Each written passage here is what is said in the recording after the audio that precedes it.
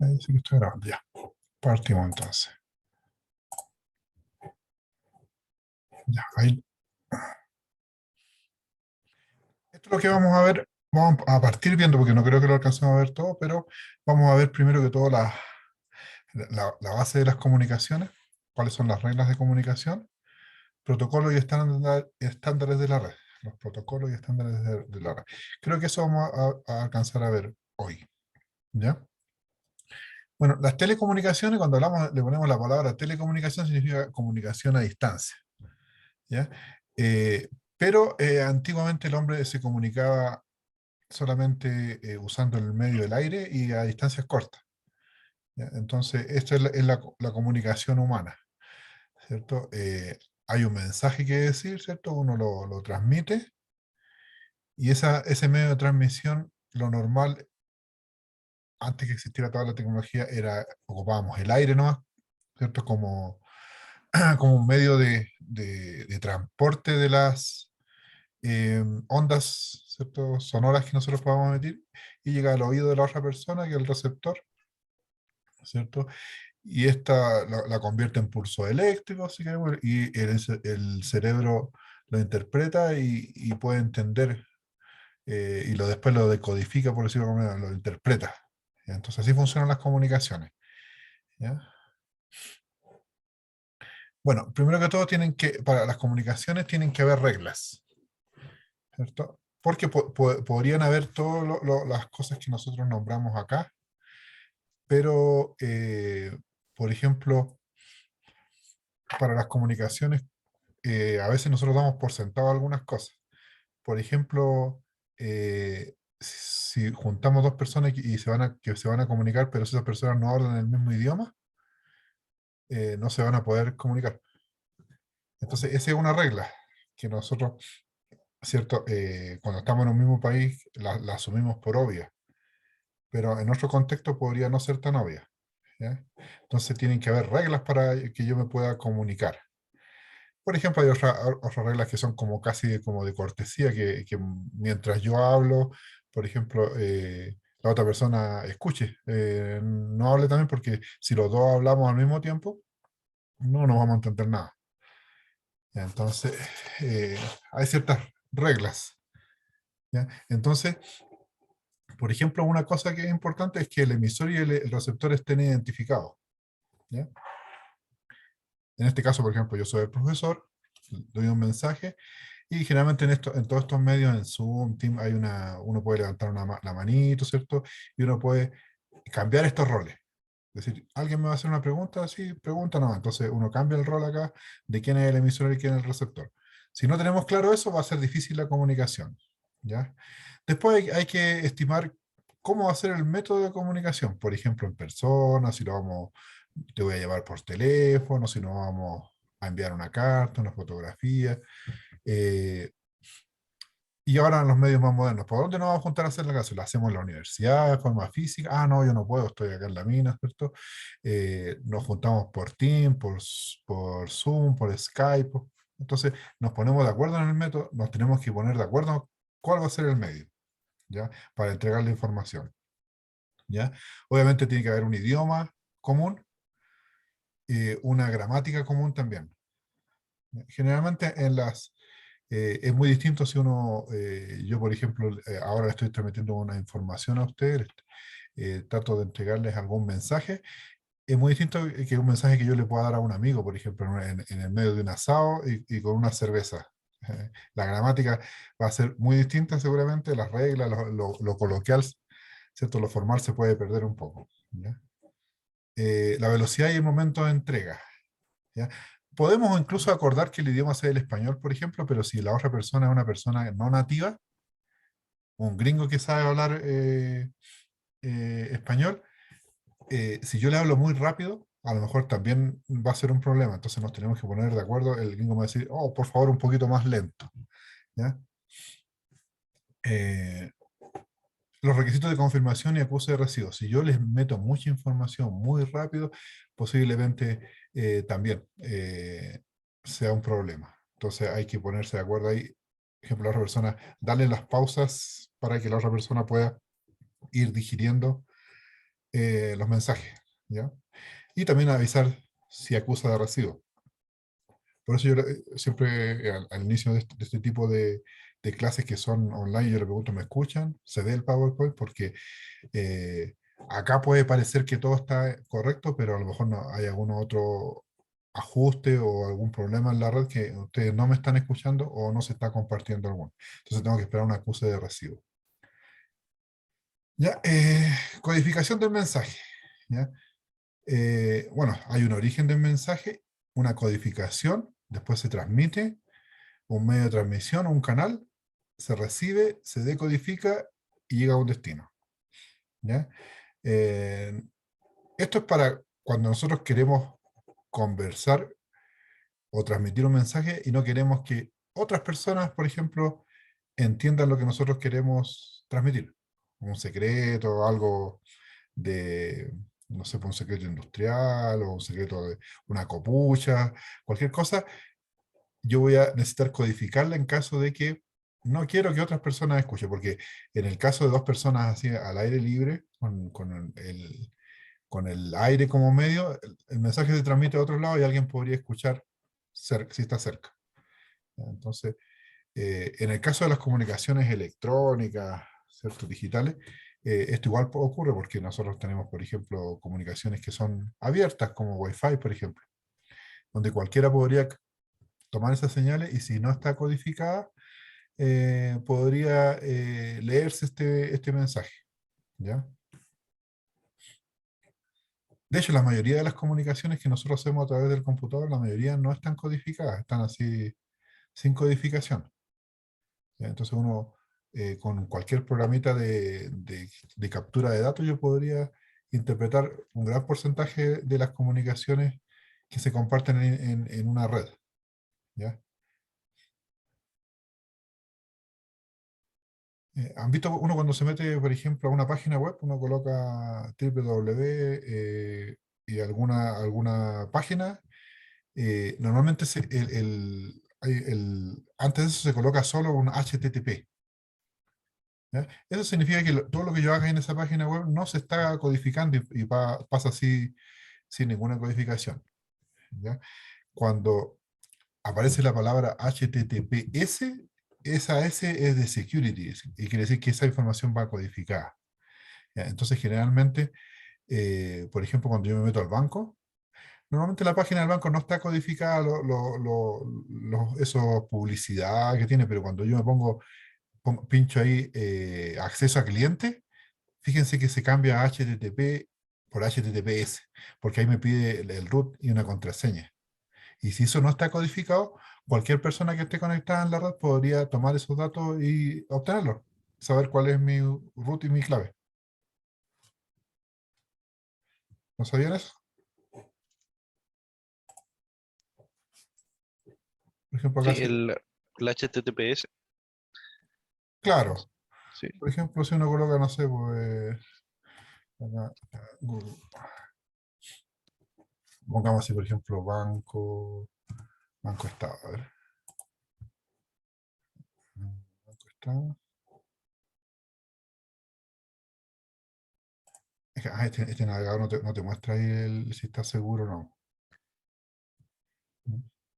Pero normalmente ahí te aparece una.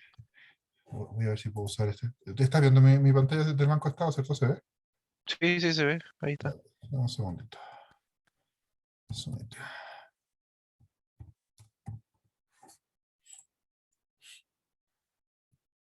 Voy a usar este programita que es sirve como puntero. Esa S que aparece ahí. Sí, No en todas las páginas web aparece esa S. Y esa S que normalmente aparece cuando yo, por ejemplo, voy a ingresar acá en banco en línea, por ejemplo, y me va a pedir un root y una clave. ¿No? Eso aparece con esa S. ¿Por qué? Porque yo eh, digamos, voy a digitar datos que son sensibles. ¿Ya? Esto. ¿Ya? Ahí hay un root, hay una clave. Si no estuviera segura la página, estos datos yo los podría ver estando en la red y capturando datos. ¿Ya? Eso es importante que lo sepan. O sea, que si es que no está protegida la página, yo puedo tomar esos datos. ¿ya? Ahí van codificados, encriptados. ¿Ya?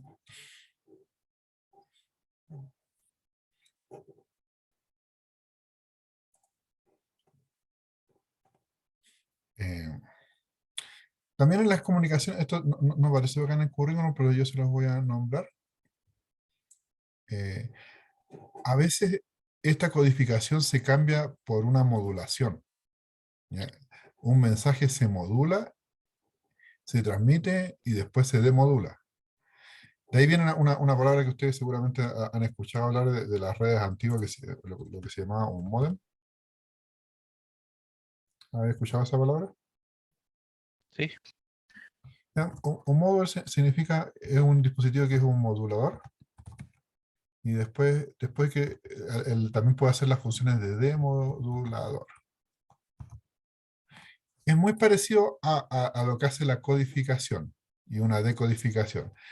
Ya. La diferencia está que esta modulación y demodulación no se hace para efectos de encriptar la información, sino que más bien para que viaje mejor por algún medio.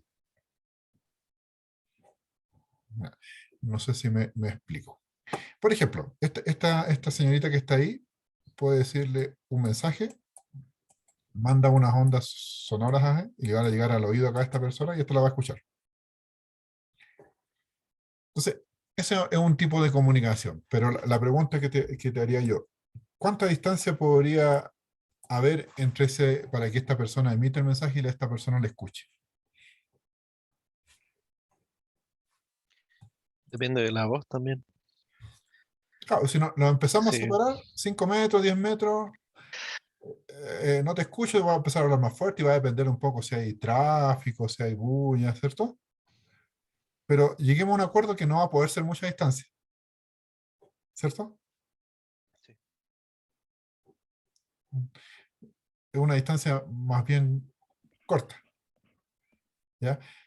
Si uno va a un concierto, por ejemplo, ya uno ya está a 100 metros de la banda, no podría el cantante si cantar así a capela, sino que tiene que usar un micrófono y altavoz y parlantes grandes para que yo pueda escuchar a 100 metros, ¿ya? Entonces, cuando nosotros transmitimos la información sin hacerle nada, nosotros decimos que estamos transmitiendo la información en lo que se llama banda base. O sea, la información tal cual. Tal cual nosotros la emitimos, así viaja y así llega. ¿Ya?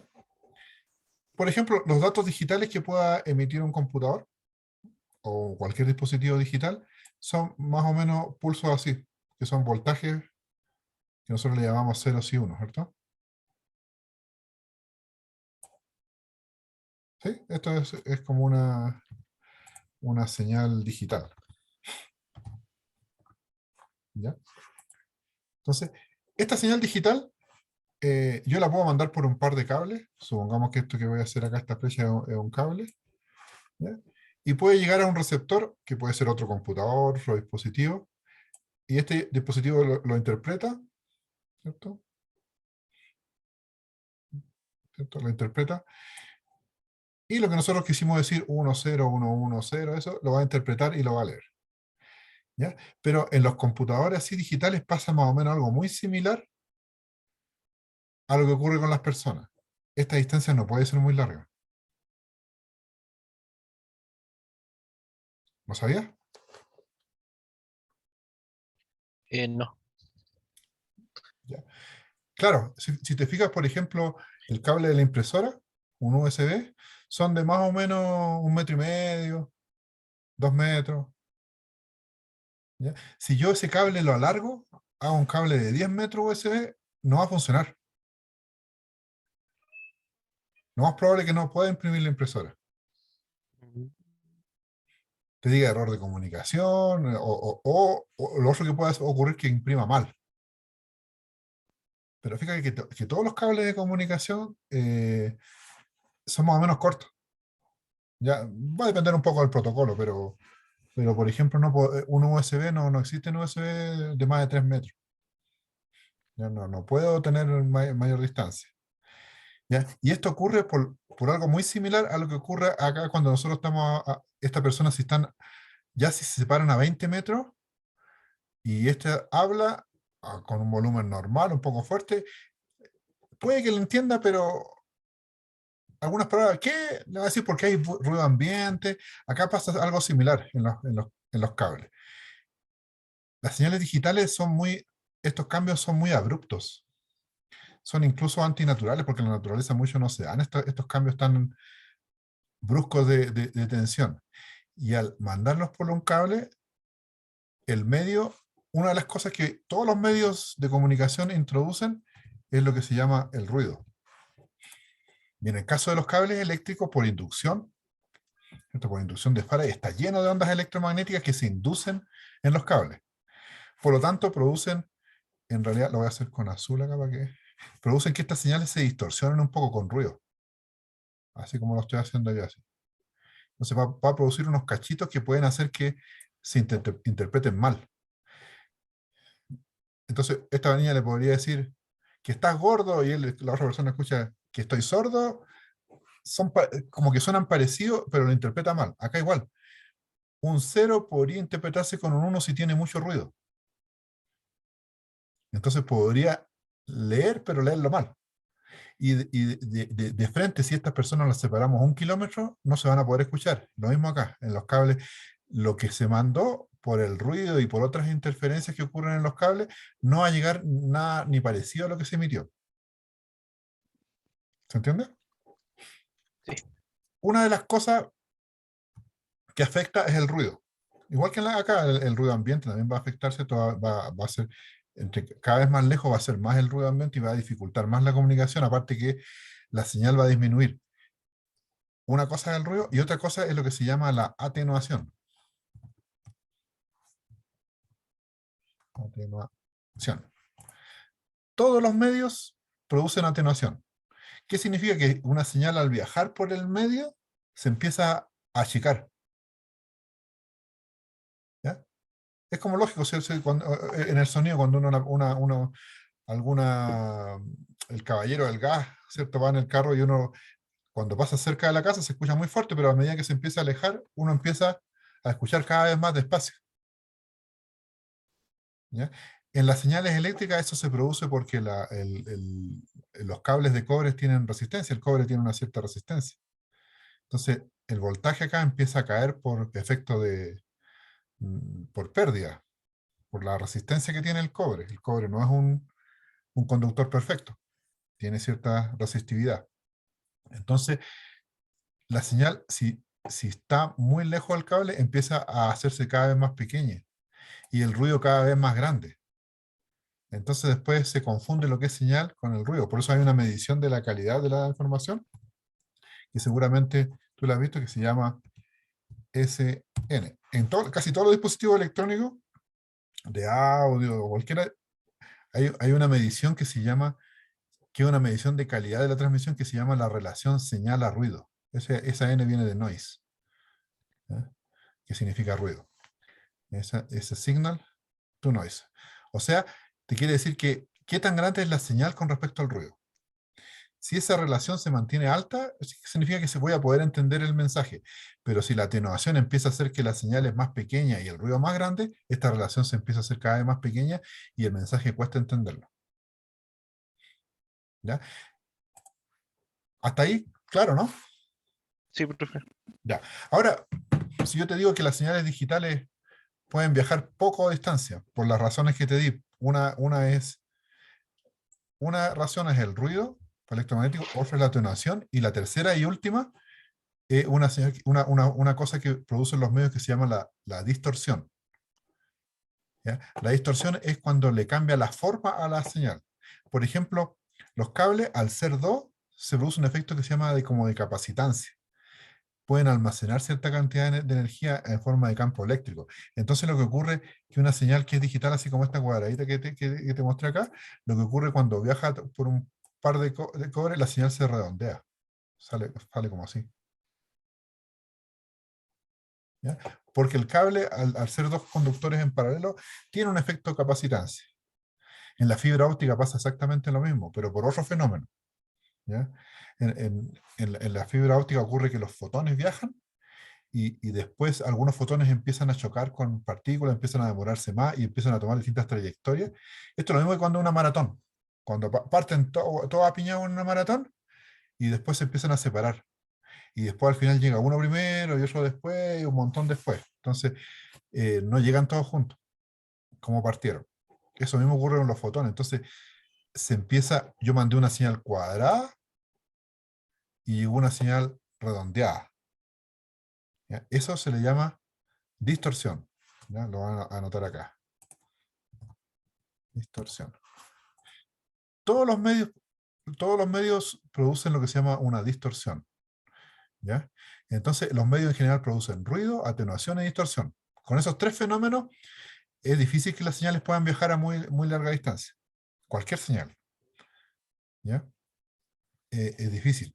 ¿Ya? Entonces, se puede hacer contra esto? Porque en realidad, ahora tú y yo estamos separados varios kilómetros, por lo menos unos 350 kilómetros. Entonces, y yo estoy emitiendo acá de mi computador señales digitales y tú la estás viendo seguramente que en muy buena calidad. Entonces, ¿cómo es que yo puedo sortear el ruido, la atenuación y la distorsión de señales digitales y llegar de aquí a Japón si quiero? ¿Ya? Bueno, eso se logra haciendo un tratamiento de las señales que se llama la modulación, que te lo voy a anotar acá. En vez de codificar acá, nosotros podemos hacer modular. ¿Qué significa modular? Es como adaptar las señales para que viajen mejor en algún medio. Eso es lo que es modular. Yo voy a modificar mi señal original, ¿ya? Para que pueda viajar por este medio, que este medio es medio complicado porque me ofrece, lo voy a anotar de nuevo, ¿cierto? Tiene varias cosas que hacen hacen que la señal se degrade. Una era el ruido, ¿cierto? Otra la atenuación y la última es la distorsión. Estas tres cosas son cosas negativas y dañinas para la comunicación y hacen que las señales no puedan viajar muchos metros en general, ¿ya? Eh, entonces, la modulación lo que hace es convierte las señales en una forma mejor para que el ruido no les afecte tanto, la atenuación tampoco, ni la distorsión tampoco, y puedan viajar en vez de metros, cientos de metros, o kilómetros, o miles de kilómetros. ¿Ya? Te voy a dar un ejemplo que es clásico de las comunicaciones. Antiguamente la radiodifusión, tenía una que se llamaba las AM y las FM. ¿La has escuchado? Sí, Ya. Eso, estamos hablando de modulaciones. Un tipo de radio usaba la que se llamaba amplitud modulada y la otra, la FM, significa frecuencia modulada. Estamos hablando, la palabra, ¿cachai? La M es de modulación. Esa M que está ahí y esa M de ahí vienen de la palabra modulación. ¿Ya? En general, así como para un resumen, como para cultura general, FM era de muy buena calidad. Cuando uno escuchaba una música en una radio de FM, que eh, prácticamente es como estar escuchando un CD o al lado. Sin embargo, esa radioemisora podía estar varios kilómetros lejos de mí y el receptor recibirlo de muy buena calidad. Lo único malo es que la FM generalmente alcanza como para una ciudad nomás. ¿Ya? Digamos que el alcance no es muy grande, es medio nomás. Es de algunos kilómetros. ¿Ya? Entonces, es del orden de los kilómetros. Ya, AM, que significa amplitud modulada, tenía una calidad regular, ¿no?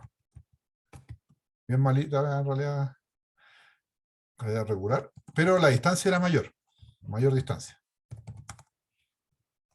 Por eso la AM era muy popular, o es muy popular en el sur de Chile, donde hay mucho campo y la radioemisora está, la gente en el campo está lejos de la radioemisora, pero la gente puede escuchar radio, informarse, escuchar música cuando está trabajando con un receptor, viajando lejos, porque tiene una mayor distancia. pero la calidad, como te decía, es malita. No se, no se escucha muy bien. No, no sé si tú has viajado, por ejemplo, has ido a Guara, a Pica. Uno pone radio y escucha las radios bolivianas, que están a varios cientos o miles de kilómetros. ¿Ya? Se escuchan mal, pero tú puedes escuchar música y todas las noticias y todo. Pero esas radios son AM. ¿Ya?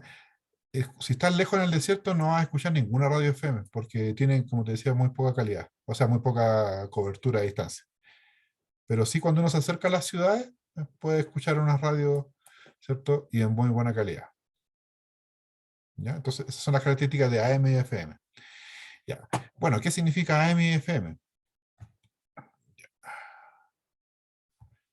Como te decía, AM significa de amplitud modulada. Amplitud modulada. ¿Ya? ¿Qué ocurre? Que esta es una cosa que descubrió Albert Einstein. ¿Ya? Hay una relación entre las frecuencias de las señales y su energía. ¿Ya? Einstein dijo de que, o descubrió él más bien, que la energía que tiene una señal está relacionada, es proporcional a la frecuencia. Entonces lo voy a poner así como una constante por la frecuencia. Antes se pensaba que una onda, si yo tenía una onda sinusoidal así, o una así, lo único importante era la amplitud. O sea, si yo quería, esta niña quiere que le escuche, aumentar el volumen, o sea, aumentar la amplitud de la señal para que esta persona la escuchara. ¿Ya? Entonces, antiguamente se creía que la amplitud, cuando uno le sube el volumen en realidad a un equipo musical o algo así, lo que hace aumenta la amplitud. ¿Ya? Y ahí, obviamente, con la amplitud aumenta la energía también. ¿Ya? Pero cuando tenemos ondas que tienen mayor frecuencia, aunque tengan la misma amplitud, esta onda, aunque tenga la misma amplitud que esta, tiene mayor energía, por esta relación que descubrió Einstein. ¿Ya? Entonces, eh, ¿te has sacado radiografía alguna vez? No, ¿Ah? no, ¿Nunca un rayo aquí? Cuando uno le no. saca a veces Tocado. O parece que sí para los dientes. Una cosa así cuando me a tenían los que dientes ya, revisar claro. la Ya. muela. Sí. Los rayos X en realidad son luz, igual es luz, pero la diferencia es que tienen muy alta frecuencia. Entonces, ¿qué pasa? Que a una persona, la carne y los huesos lo atraviesa simplemente. No pasa lo mismo con la luz visible. La luz visible es mucho más baja frecuencia y si yo pongo un papel o un cartón, no pasa. ¿Por qué no pasa? Porque el material lo absorbe o lo repele. En cambio, los rayos X pueden atravesar cualquier cosa, madera, prácticamente lo único que se le opone es el plomo. ¿Ya? Tiene que ser un plomo y más o menos grueso, pero cualquier otro metal, una lámina de aluminio, oro, lo atraviesa como si nada. ¿Ya? Claro, obviamente, por ejemplo, en las personas, la carne la atraviesa mucho más fácil que el hueso. El hueso algo absorbe y por eso se produce la imagen de los huesos. ¿Ya? Entonces, hay una relación entre la frecuencia, ¿cierto? Y la energía que tienen estas señales. ¿Ya? En el espectro electromagnético está la luz visible y más arriba de la luz visible están unos rayos que se llaman los UV. ¿Ya? Y bajo esto están los infrarrojos.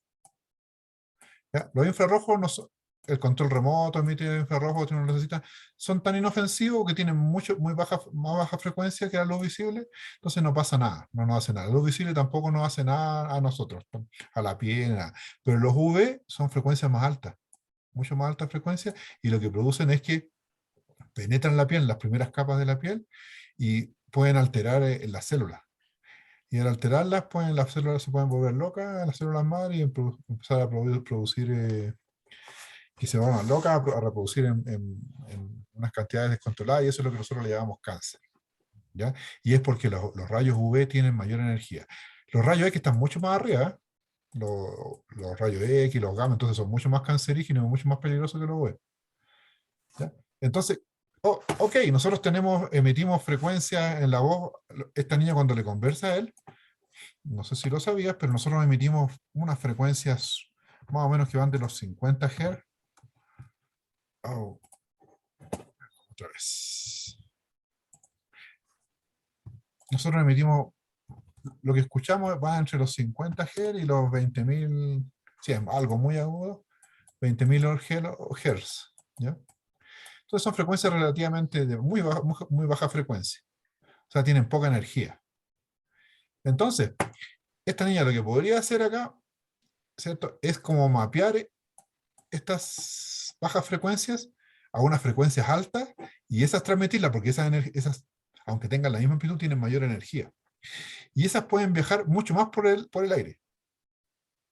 Entonces, cuando nosotros hacemos, por ejemplo, una transmisión AM, ¿ya?, de amplitud modulada, entonces tenemos una señal, ¿cierto?, que queremos transmitir de baja frecuencia, como la voz, ¿cierto? Y lo que se hace en AM, por ejemplo, si tenemos una frecuencia baja y después una alta, y eso lo queremos transmitir por el aire, en AM lo que se hace, se manda una frecuencia muy alta, pero esa frecuencia alta, por ejemplo, si yo quiero representar estas dos señales, yo mando una frecuencia alta y una me va a representar, por ejemplo, una frecuencia alta ahí, esa me representa esa señal, y esta otra la represento como la misma señal, pero de más amplitud.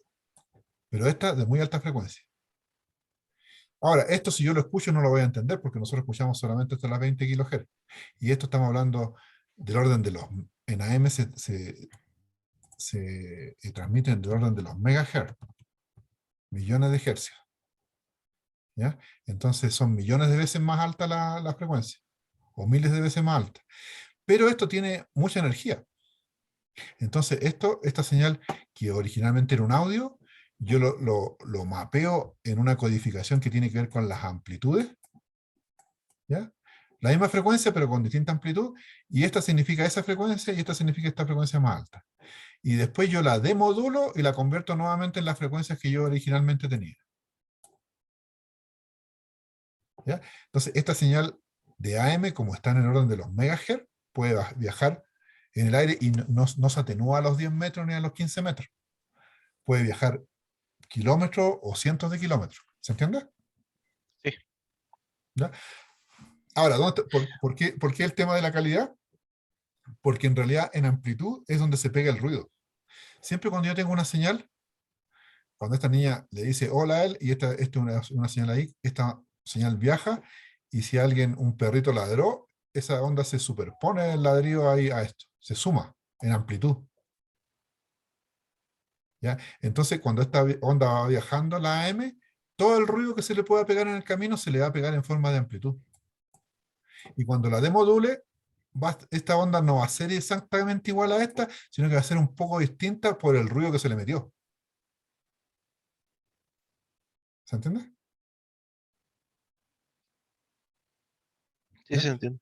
¿Ya? Entonces, bueno, después de eso, después que inventaron AM, inventaron otras formas más sofisticadas. Por ejemplo, está FM, ¿ya? Y FM tiene la característica que es de mayor calidad. Trabaja en otro rango de frecuencia, también eh, del orden de los megahertz, pero un poco más alta la frecuencia, ¿ya? Y la diferencia está que estas mismas señales que yo tenía acá, que yo quiero mandar, FM las traduce en frecuencias distintas. Por ejemplo, esa onda de más baja frecuencia, FM la transmite como una señal así. Pero de alta frecuencia estamos hablando del orden esto está hablando del orden de los hertz, y esto en el orden de los megahertz. Y esta señal que era más aguda, FM la hace más aguda igual. Entonces, aquí lo que varía, o la información va escondida en la frecuencia. ¿Se entiende? Entonces, el decodificador, por decirlo ahora, que se llama demodulador en realidad, saca la información pero de la frecuencia. Así que si acá se le pega ruido, no importa, sigue teniendo la misma frecuencia. Está distorsionada la onda un poco, pero el que decodifica se preocupa de ver la frecuencia que tiene y la vuelve a convertir a la señal original, ¿ya? Entonces, como la información va escondida en la frecuencia y en AM en la amplitud se le pega el ruido, a la FM igual se le va a pegar el ruido, pero se le va a pegar en amplitud. Pero la información, como no está escondida en la amplitud, sino que está escondida en la frecuencia, va a ser como inmune al ruido. Entonces fue un gran invento y por eso la FM es de muy buena calidad. ¿Ya? Entonces, existen cientos de técnicas para hacer que las señales puedan viajar más larga distancia. ¿Ya? Los primeros computadores, como eran digitales, eh, yo tenía un computador acá, un computador, y acá a la distancia tenía otro computador, ¿cierto? Y como te explicaba, yo podía conectar estos dos computadores, pero a una distancia pequeña. ¿Por qué? Porque las señales eran digitales. Y al viajar las señales digitales, se produce que la señal se achica, la atenuación, se achica, se redondea, y más encima se le pega ruido. Entonces, esto que yo mandé no se parece a esto. Entonces, si es muy larga la distancia, simplemente este no va a entender qué le dijo.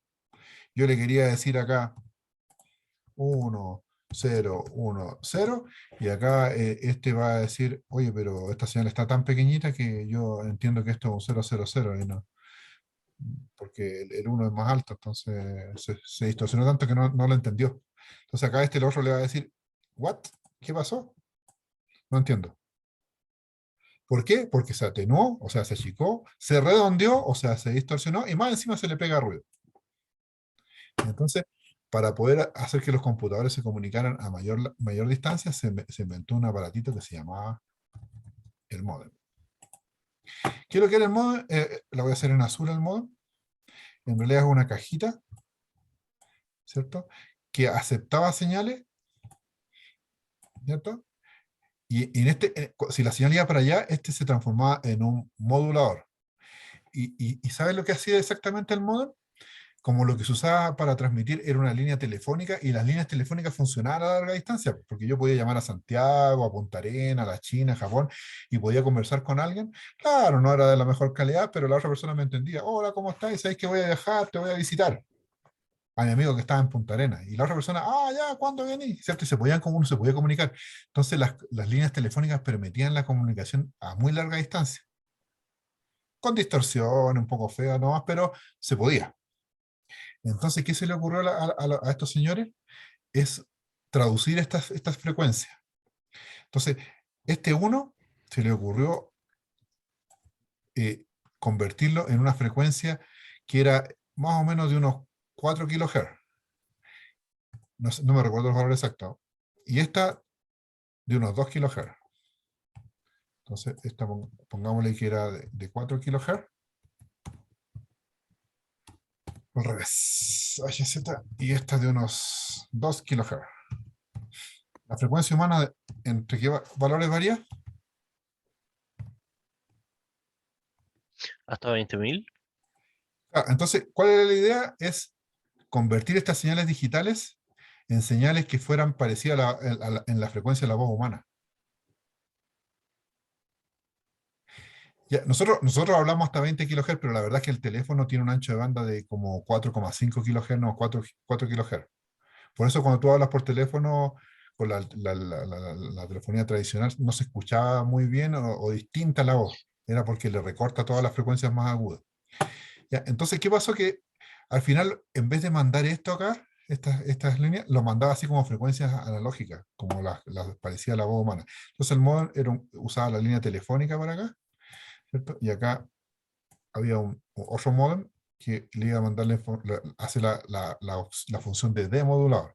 Entonces, esta señal cuadrada, el computador se la entrega al módem, el módem la modula. ¿Cómo la modula? Ok, si es un 1, esto lo manda como una señal así, de esta frecuencia. Si era un 0, mayor frecuencia. Después venía un 1, mayor frecuencia. Después venía un 0, menor frecuencia.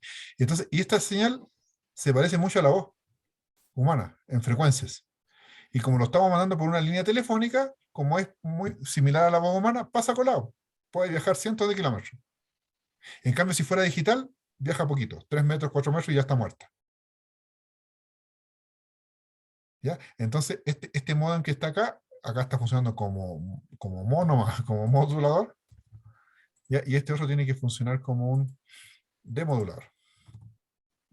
Porque este demodulador lo que hace, estas señales analógicas de dos frecuencias distintas, las tiene que convertir nuevamente en un 1, un 0 y un 1, y se la entrega al computador. Y así se resolvió ahí en los años 90 y principios de los 2000, hacer comunicar dos computadores en muy larga distancia usando una línea telefónica. ¿Ya? Que esta línea telefónica tenía un ancho de banda más o menos de los bandwidth, un ancho de banda de unos 4 kHz. No más que eso. Ya, si tú escucharas música en 4 kHz se escucha horrible. ¿Ya? Porque nosotros, nuestros sistemas digitales, la mayoría tienen un ancho de banda de 44 kHz.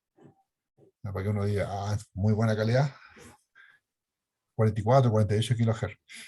¿Ya? Un ancho de banda decente para la música. Nosotros escuchamos hasta los 20 kHz. ¿Ya? Entonces los muestreos se hacen a 44 kHz o a 48 kHz. Entonces, así, esta codificación, si bien sirve para esconder el mensaje, la modulación sirve para mandar la información a distancias largas. ¿Se entiende? No sé si tienes alguna duda. No, profe. Ya, sigamos entonces. Ya. Después viene lo que nosotros le llamamos las reglas de los mensajes. Las reglas. ¿Ya?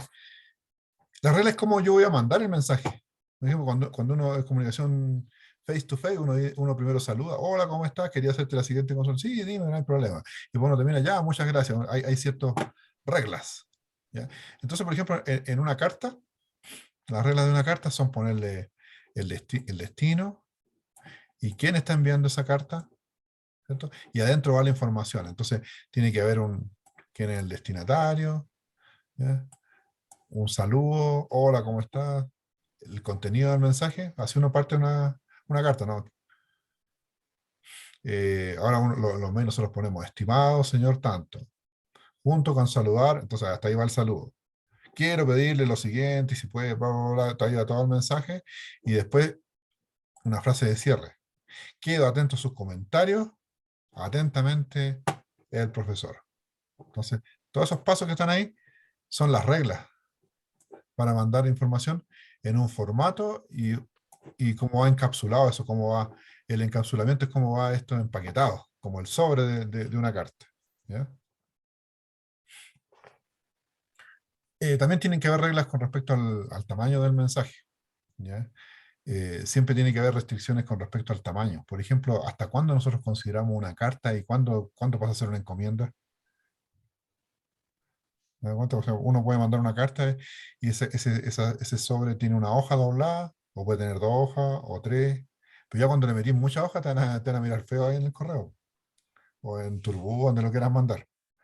Voy a tener que decir, oye, esto ya no es una carta, se pasó a ser una encomienda. Entonces hay reglas para mandar cartas. La encomienda igual, o sea, tampoco puedo ir a Turbú, Starken se llama ahora, o a Chile Express y mandar un barco tienen reglas porque ellos tienen también buses o camiones que tienen ciertas limitaciones. Entonces, tiene que siempre el mensaje tener ciertas reglas, ¿ya? Eh,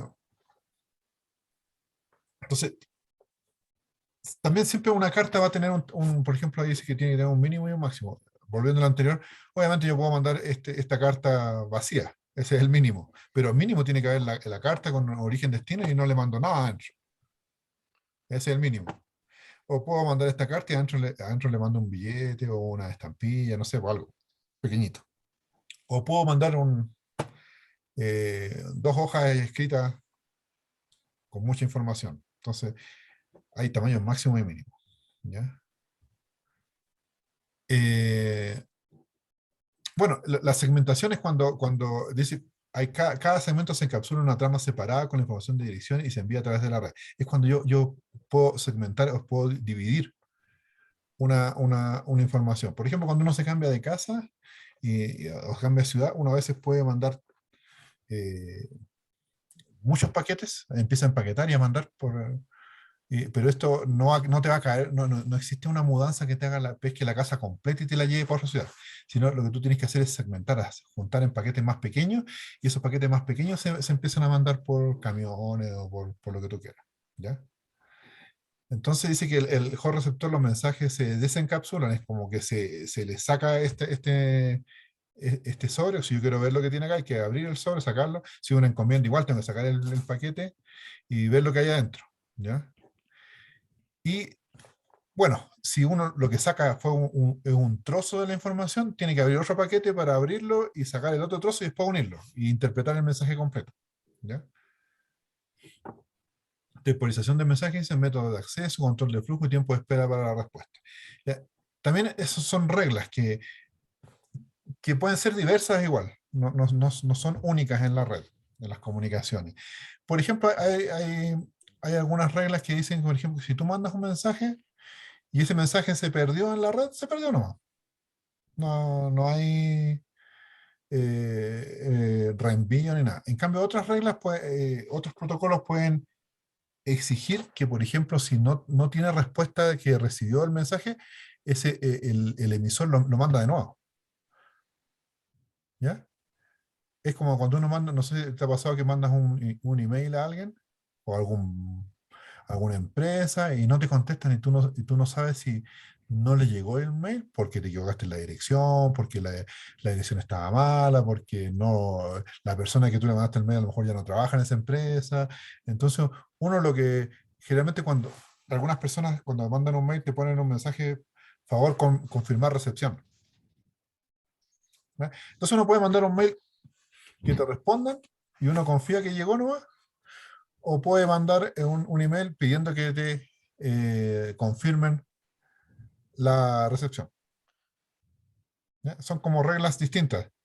Ya, ahora, cuando uno manda un mail y no te responden, uno, ¿cierto?, espera un tiempo, ¿cierto? Sí. Entonces, esos tiempos pueden ser variables, porque si tú no estás apurado con la respuesta, puedes esperar un día y el otro día te acordás, oye, no me han respondido. Entonces, ahí uno insiste con otro correo. Pero pueden haber cosas urgentes, por ejemplo, que uno manda un documento y quiere que se haga inmediato. Entonces, el tiempo puede ser variable. Uno puede esperar 2 minutos a lo mejor y ya está llamando por teléfono, oye, ¿te llegó el mail?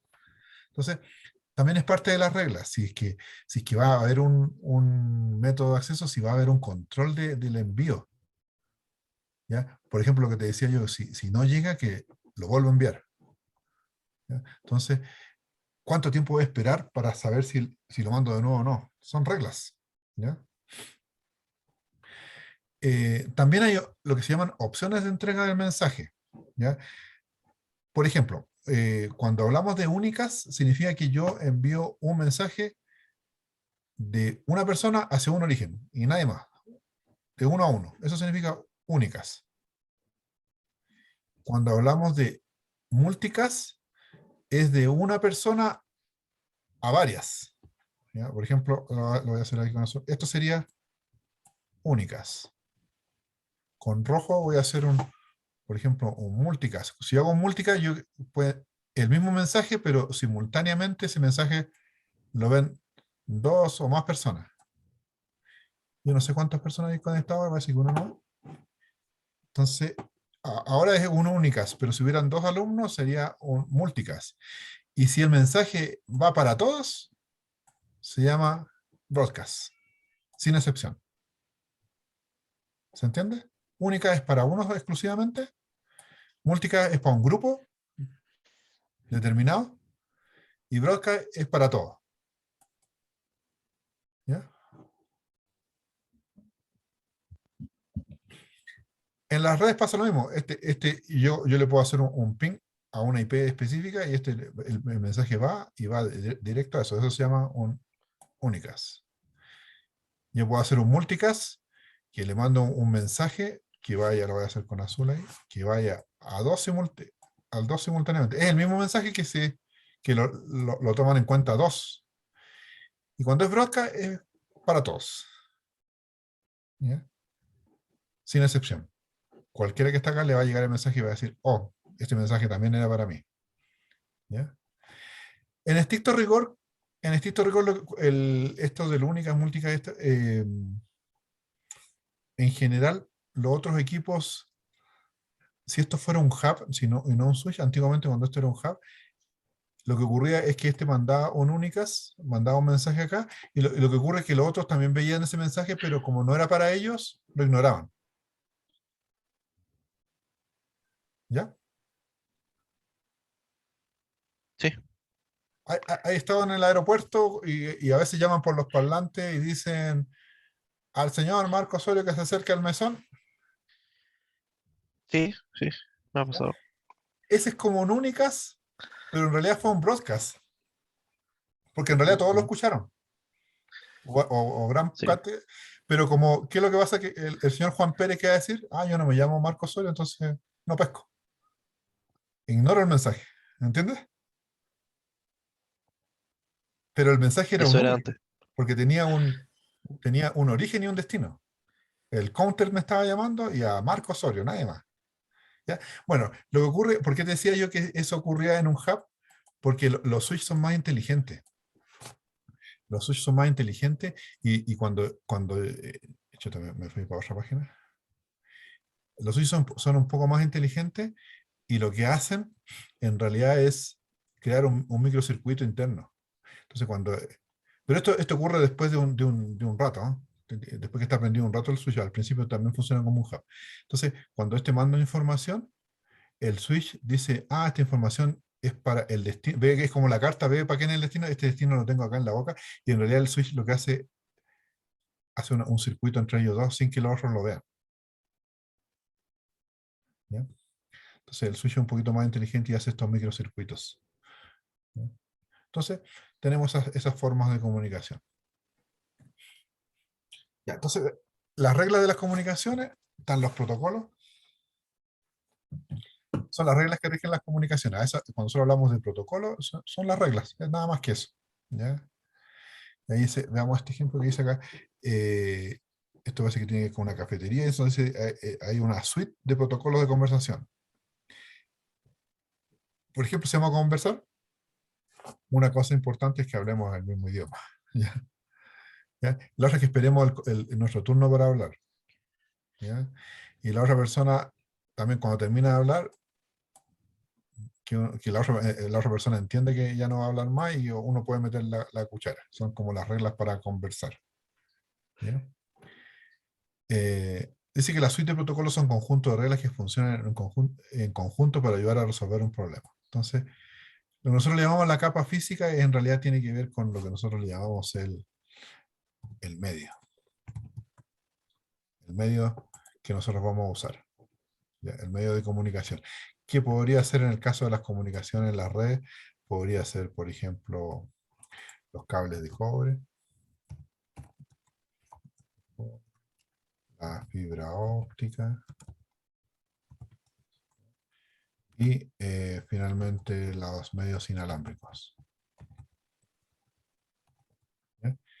El cable de cobre lo que usa para transmitir la información son electrones. ¿Ya? Son electrones. La fibra óptica, ¿qué es lo que usa? Fotones. Y los medios inalámbricos como Wi-Fi, WiMAX y todo eso usan ondas electromagnéticas. ¿Ya? Entonces, esto se refiere a la capa física, al medio por donde se van a transmitir la información. ¿Ya? Entonces, protocolo de red es el formato, estructura del mensaje. ¿Ya? Como el sobre ese, ahí le da la forma y la estructura del mensaje o como cuando uno manda un mail. ¿Ya? Todo mail tiene un formato. El destinatario o los destinatarios, un asunto y un cuerpo del mensaje. ¿Ya? Entonces, eso es como los protocolos. ¿Ya? El protocolo de red también son los procesos por los cuales los dispositivos de red comparten información sobre las rutas con otras redes. ¿Ya? Los dispositivos de red, ¿cuáles son los dispositivos de red? Principalmente acá se está refiriendo al dispositivo más importante de la red que conmuta, el router. ¿Ya?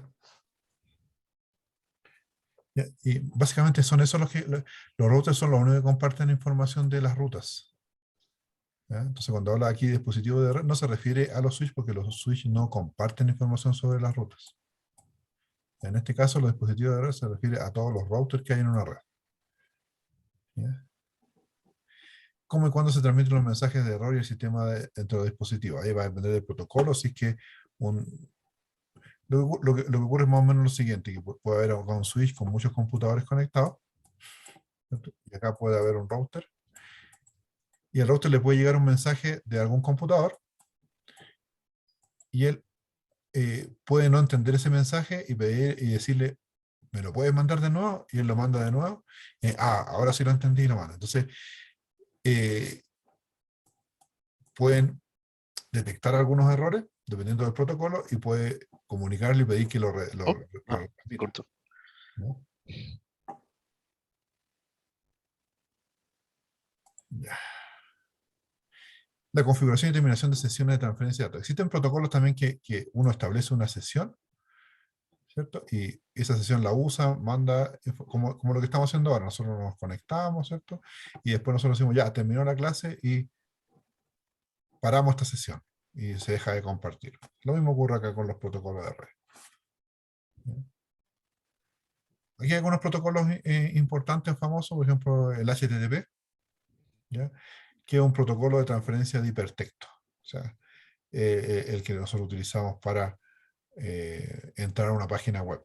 Cuando en todos los datos que aparecen en la página web se transmiten con ese protocolo, con HTTP.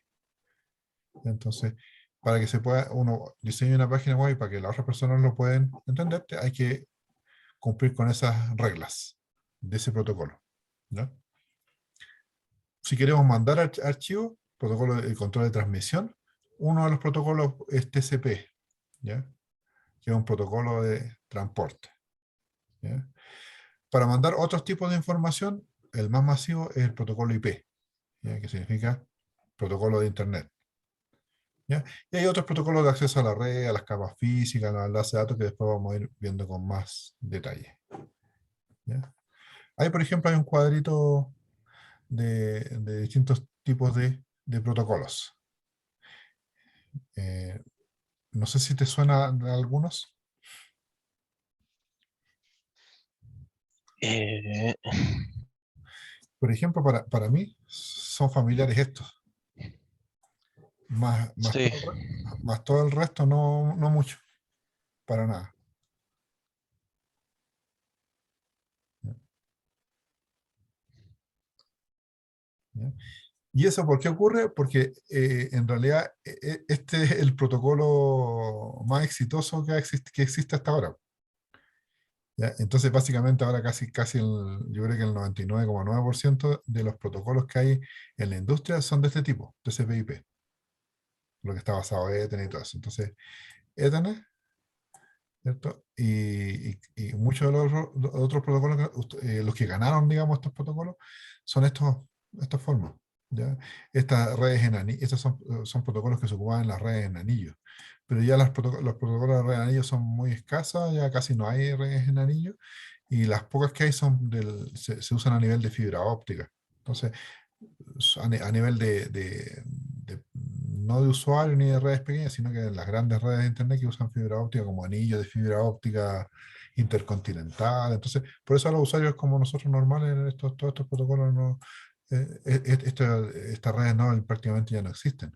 Entonces estos protocolos no son desconocidos y nosotros nos familiarizamos con estos que están acá, porque es el protocolo exitoso que hay hoy en día. O sea, todo el sobreviviente o la red más exitosa que existe hasta el momento es la que nosotros le llamamos Ethernet, ¿ya?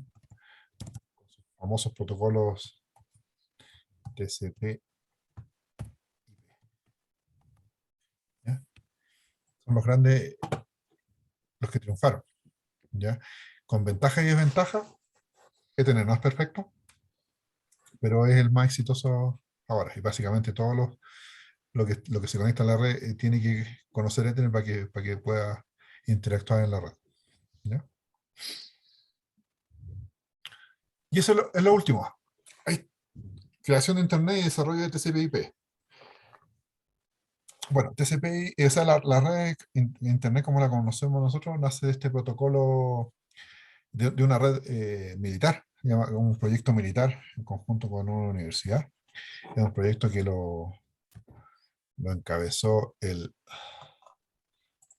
lo que se llama el DoD, ¿ya? Que en español es el Departamento de Defensa de Estados Unidos. ¿Ya? Esto junto con una universidad que no recuerdo el nombre, desarrollaron esta red que se llamó ARPANET, con todos estos desarrollos de protocolos, ¿cierto? Que son la base para lo que nosotros conocemos como Internet ahora. ¿Ya? Eh, DoD, el Departamento de Defensa, entonces este es un proyecto eh, militar. ¿Ya?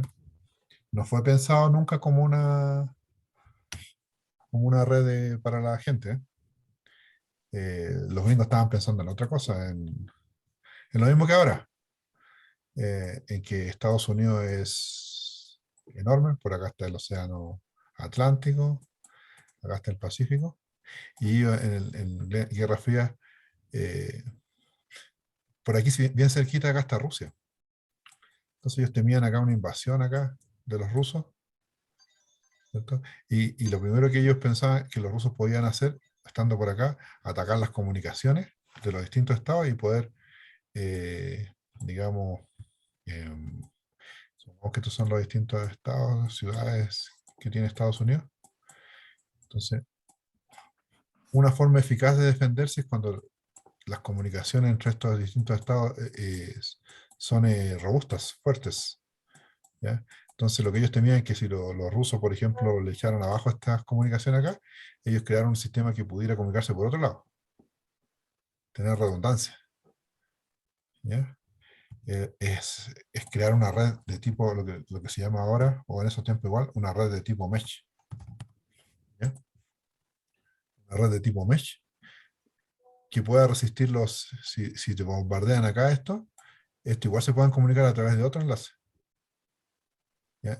En eso estaban pensando los gringos, o sea, un proyecto absolutamente militar, y nunca pensaron en que nosotros pudiéramos usar YouTube o Facebook.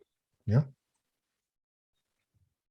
Entonces, bueno, como muchas otras cosas en militares, después no hemos beneficiado a los civiles. ¿Ya? Otro ejemplo es los GPS, también proyectos rusos y gringos militares, absolutamente militares, que después en los años ochenta y tantos se libera, se regala a la humanidad, rusos y gringos, y con el beneficio que tenemos ahora, podemos usar el navegador en el celular para no perdernos. En minería nosotros lo usamos para posicionar las máquinas y un montón de aplicaciones, y no le pagamos ni uno a los gringos ni a los rusos por usar sus satélites. Bueno, hoy en día ya no son solamente los rusos y los gringos, sino que también están las constelaciones chinas, que se llama Beidou, las europeas. Entonces hay un montón de constelaciones, pero las más importantes siguen siendo las americanas y las rusas. ¿Ya? Eh, Nos beneficiamos de estas cosas militares. ¿Ya? No sé si tienes alguna duda, que lo vamos a dejar hasta acá por hoy. No, no. No, o sea, no entiendo el gráfico, sí, pero Esto que está acá, sí. yo tampoco, no te preocupes. La gracia es que te está mostrando un esquema primitiva de la red, de una red Ya. así como un prototipo de red, que tuviera eso que te digo yo, estas redundancias, y usaron distintos protocolos, pero esto todo era un proyecto militar. Y fíjate la fecha que sale ahí. De 1982, supongo. Claro. Porque el Internet, ¿en qué año llegó a Chile? No me acuerdo. ¿Ah? Yo más o menos me acuerdo que en la universidad, la primera vez que yo escuché la palabra Internet, que había llegado a la Universidad de Tarapacá, llegó más o menos en el año 1995. Más o menos. 94, 95 por ahí. Mm, Entre el 94 y 95. ¿Ya? Pero era muy poca gente que tenía acceso a Internet en esos años. ¿Ya? Solamente los gobiernos, universidades. Ya cuando se hizo más masivo fue como a partir del 2000 por ahí. ¿Ya? ¿No? Obviamente los gringos tenían internet mucho antes que nosotros. ¿Ya? Sí. Pero no fue por ahí en el año 90 nomás. Entonces, este era como el bosquejo, los pañales de lo que sería después Internet. ¿Ya? Entonces, claro, todo esto que está acá quizás existe información de qué significa esto, pero cada una de estas cosas. Pero la idea es que ellos hicieron una red que la idea es que fuera eh, redundante a los fallos, a las fallas. ¿Ya? Esa era la idea de esta red. Ante la paranoia, está hablando de Guerra Fría, ¿cierto? En el 82 todavía existía la Unión Soviética y los gringos todavía tenían miedo de que los invadieran y tenían que ser, los dos crecían, trataban de crecer militarmente y tecnológicamente para ser uno mejor que el otro. Y entonces, esa era la idea de este proyecto, de ARPANET, ¿ya? Así que no importa si no lo entiendes porque yo creo que nadie en no es algo como muy académico nomás. Mm. Pero De- que, por ejemplo, después usted dijo que había que diseñar como una red. Hay que hacer como un gráfico como parecido a este. no, es que digamos que eran como los desarrollos del Internet. Ya, ya. Era un proyecto que se llamaba ARPANET, que era la idea de eso. Si te fijas, por ejemplo, mira, sin conocer mucho de esto, por ejemplo, acá, si te das cuenta, entre este núcleo de ARPANET y esto hay dos líneas. Y uno podría decir, ¿y para qué si con una basta? Y Sí. estaban como probando varias cosas. Entonces, eso es lo que yo digo. Por ejemplo, acá Ah, ya, lo que esto simulaba que si los rusos le tiraban acá una bomba a esto, ARPANET con este no perdieran la comunicación. ya, ¿Ya? Entonces, ¿cómo hacer para que fuera lo suficientemente inteligente de que si se perdía este enlace, asumiera el mando? ¿Ok? Entonces probaban distintos protocolos, distintas configuraciones eh, para hacer una red lo suficientemente robusta que pudiera resistir ataques nucleares. Esa era básicamente la idea. Eso es porque desde tiempos inmemoriales se sabe, de cuando se peleaba con lanzas y flechas, se sabía que la comunicación era esencial en los ejércitos para poder ganar. Entonces he visto películas antiguas de guerra de peleaban achoclonados. Eran toda una cuadrilla de ejércitos así que era así y avanzaban así con un general acá. ¿Y por qué eran así? Porque no tenían un medio de comunicación. Estaban todos los soldados así apiñados, eran miles de acá, y los otros venían a caballo así, con otros así, a apiñarse y se mandaban el enfrentón acá en el medio, ¿cierto? ¿Por qué no se separaban mucho? Porque si se separaban mucho, el general daba una instrucción de retirada, por ejemplo, y los que estaban lejos no lo iban a escuchar. Entonces, las comunicaciones, después obviamente cuando se inventaron algunos métodos de comunicación como las señales de humo, no sé, o cualquier cosa, ya empezaron a separarse y empezaron a usar tácticas de guerra. Por ejemplo, esto acá, supongamos que estos son los rojos y estos son los azules, estos son un ejército y estos otros ya con alguna técnica ellos podían atacar sin que estos estaban escondidos detrás de un cerro y estos le daban la señal y estos atacaban para acá por la retaguardia. Entonces las comunicaciones empezaron a verse cada vez que eran más efectivas en la guerra. Y el que tenía mejor poder de comunicación tenía más posibilidades de ganar, independiente que incluso que el ejército fuera más pequeño y más débil. Lo demostraron muchos generales a lo largo de la historia, que era más importante tener un ejército bien comunicado que fuera fuerte o numeroso. Y en la Primera Guerra Mundial, en la Segunda Guerra Mundial, los alemanes lo sabían y le dieron un impulso enorme a las comunicaciones, creando comunicaciones encriptadas. No sé si has visto o has escuchado hablar de la máquina Enigma. sí, sí. Mm. Entonces, porque los alemanes en las dos guerras mundiales se tiraron contra todo el mundo prácticamente. Entonces, lo que los hacía, aparte de ser un ejército fuerte y entrenado y todo, tenían muy fuertes las comunicaciones, desarrolladas, muy avanzadas. Y todo el resto del mundo iba detrás. Los alemanes estaban más adelantados tecnológicamente y estaban haciendo pebre a todo el mundo. Entonces, hay una película El ahí, código, sí, parece que sí. sí, el Código Enigma creo que se llama, donde el genio de la computación, ¿cómo es que se llamaba? Un inglés, lo llamaron para que descifrara el Código Enigma. No, no, no, no, no me Sí, acuerdo entonces. Alan Turing, Ah, el de la máquina de Turing, sí, sí, sí. claro, El que, ¿cómo se llama? Lo envenenaron al final, parece. Y por de ahí salió la manzana de Apple. ¿Tengo claro, entendido? claro. Pero fíjate, o sea, mira, los ingleses y todos los otros, el resto del mundo estábamos tan atrasados en comunicaciones que los alemanes tenían una máquina que ya mandaba la información codificada. Mm. ¿Cachai? Y el resto del mundo ni siquiera tenía idea de eso y estaban tratando de decodificarla. ¿Cachai? Entonces, eh, los alemanes hace muchos años que se habían dado cuenta que del poder de las comunicaciones. Entonces hacían todo esto, esta codificación y todo eso para tener ventaja sobre el enemigo. Obviamente, si después cuando le descifraron el código de Enigma, de la máquina Enigma, ahí perdieron esa ventaja. Y ahí empiezan las comunicaciones en esa época, Primera y Segunda Guerra Mundial, se aceleran un montón.